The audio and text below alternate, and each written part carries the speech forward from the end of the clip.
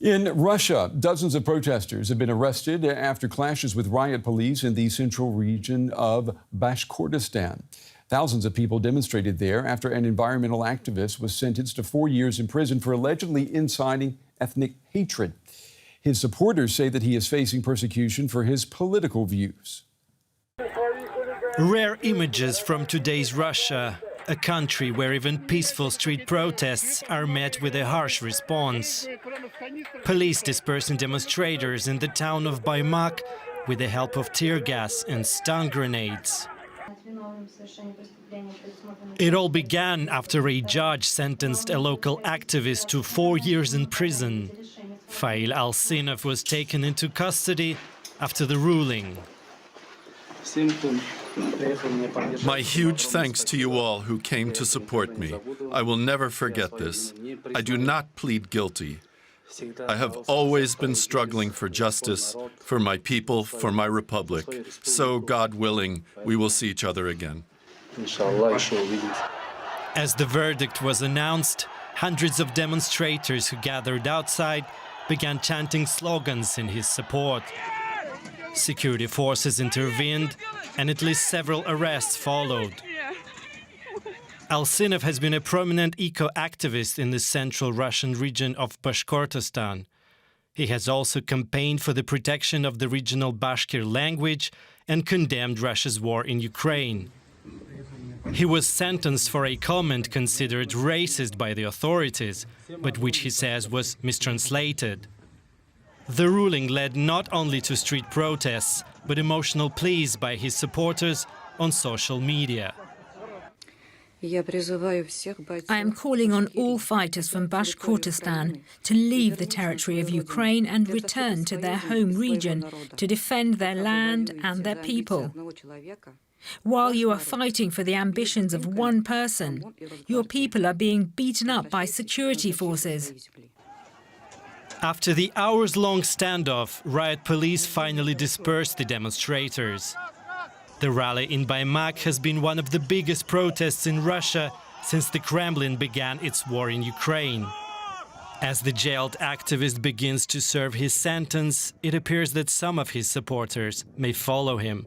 Authorities have launched a criminal case into mass riots, a crime with a punishment of up to 15 years in jail.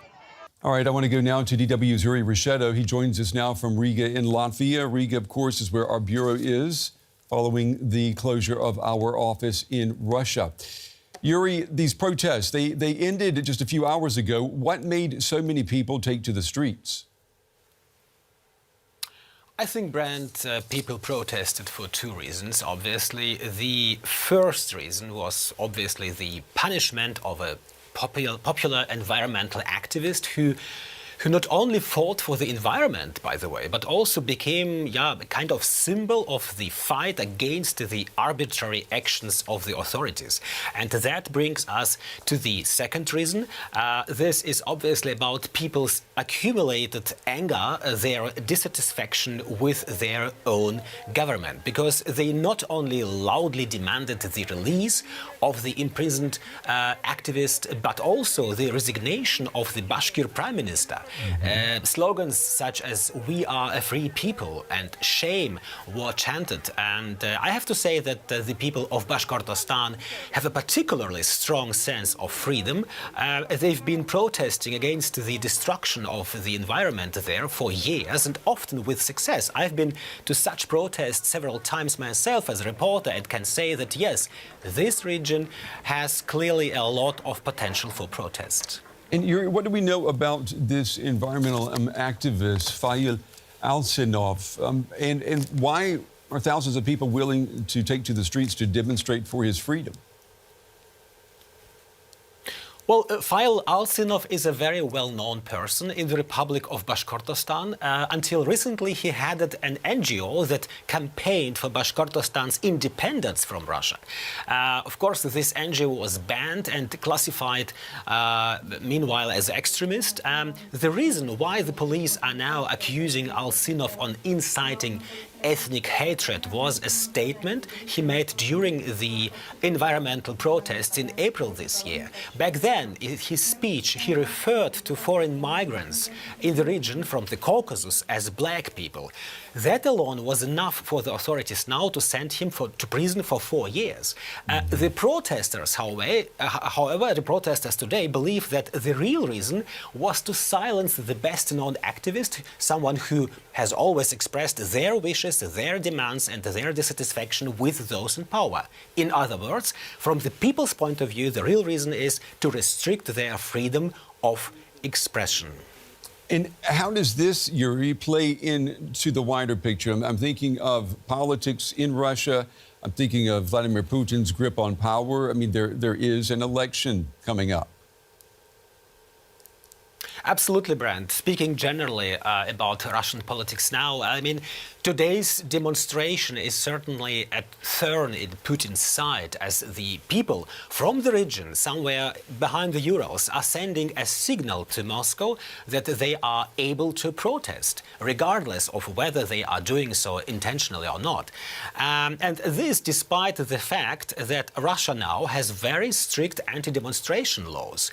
You can go take to the street in Russia with the empty piece of paper and be arrested. In exactly 2 months, you said it, a president will be elected in Russia. Putin wants to be re-elected, and clearly within overwhelming majority. And it doesn't go so well that there are those who think differently, even though their protest was not directly against Putin. However, it is dangerous for those in power, for the Kremlin, because it quickly turned into a political protest with fundamental demands. The protest was crushed harshly with tear gas and sticks, with several arrests and also criminal charges. These reactions clearly shows that the Russian authorities are at least taking it very seriously. Yeah, the optics have a lot of meaning, we know, for Vladimir Putin. EW's Riga Bureau Chief Yuri Resheto. Yuri, as always, thank you.